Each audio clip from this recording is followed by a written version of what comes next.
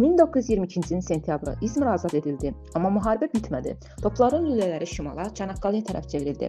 İngiltərənin baş naziri Lloyd George şokda idi. Türk ordusu dayanmırdı. Boğazlara doğru irəliləyirdi. İngilislər Çanaqqala ətrafını neytral zona elan edib tikanlı məftillərlə bağladılar. Mustafa Kemalın cavabı qəti oldu. Mən belə bir razılaşma imzalamamışam. Ora mənim torpağımdır. Türk süvariləri silahlarını tərs asaraq İngilis səngərlərinə doğru yürüşə başladılar. Bu əsəblər savaşı idi. Kim ilk atəş atsa uduzacaqdı. Londonda hökumət toplandı. Sual bu idi. Türk ordusuna atəş açılacaqmı?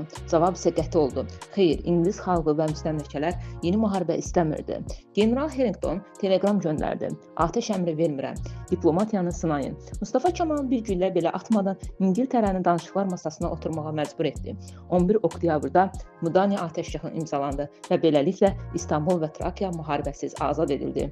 Bu böhran İngiltərədə hökuməti devirdi. Lloyd George istefa vermək məcburiyyətində qaldı.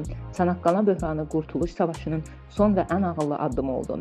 Cəbhədə qazanılan zəfər masada tadlandı. Silahlar susdu, iradə danışdı və tarix qərarını verdi. O gün qazanılan yalnız torpaq deyildi, eyni zamanda hörmət idi.